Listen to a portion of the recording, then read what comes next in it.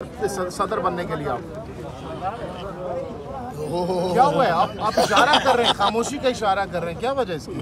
Parliament میں بات کریں گے انشاءاللہ۔ ہاں پارلیمنٹ مولانا صاحب آپ کو دیں گے بات نہیں کرنا پسند ہر وہ آدمی جو آئین کی بالادستی پہ یقین رکھتا ہے، جو پارلیمنٹ کو پاکستانی عوام کی طاقت سمجھتا ہے، ان کے لیے بہترین الائنس یہی ہے۔ پاکستان مشکل میں ہے، بہت بڑی مشکل میں ہے، ایک پارٹی اس کو نہیں سنبھال سکتی۔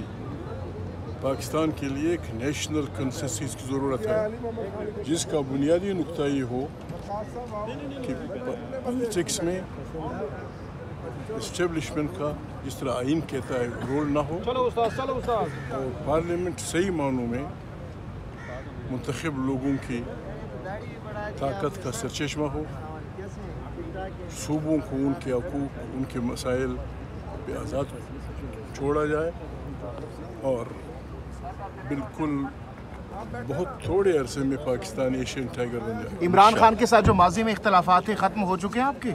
عمران خان سے اختلافات تھے ہی نہیں۔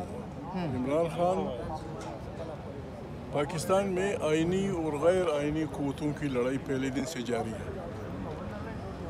دوسرا مرحلہ اس کا وہ اس وقت شروع ہوا جب لندن میں 36 پارٹیوں نے مل کے پاکستان کی تشکیل نو کا فیصلہ کیا، اور اس میں یہی ہوا تھا کہ پاکستان کی سیاست میں اسٹیبلشمنٹ کا رول نہیں ہوگا۔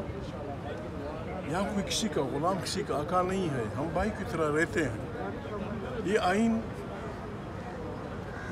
آئین وہ پرزہ ہے یا وہ نٹ ہے جس نے ہم سب کو جوڑا ہوا ہے، اس کو چھیڑنے سے پاکستان کی بنیادیں ہل جائیں گے۔